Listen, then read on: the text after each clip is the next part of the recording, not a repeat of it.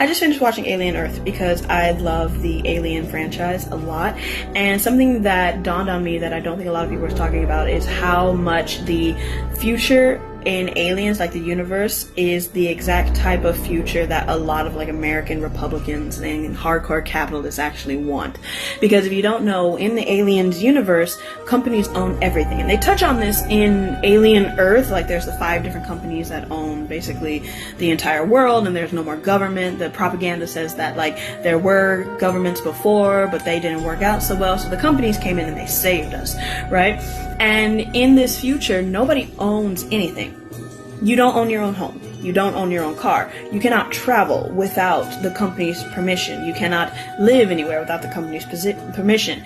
Everybody in some way is directly connected to the company, and the company controls all travel, all money, all systems of what were once governments. Is all owned by one company. And at this point, everybody is just living to work. Especially when you get into the later years in the timeline of the Alien franchise, everybody is just living to work. Having downtime, having a livelihood that's still connected to the company. The company watches you. The company keeps tabs on you. The company doesn't pay you in like anything of actual value. You get paid in company credits, which you can only spend at company sites, which like you own nothing, and they expect you to be happy with it.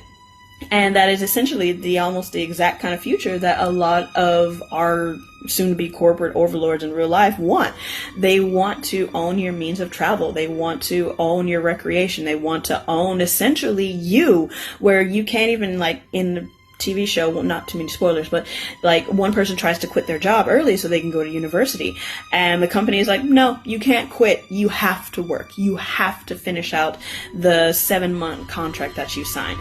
Versus now, we at least have the freedom. It may suck, you may not have any money, but at least you can quit your job. It's not up to them to tell you that you are able to quit or not.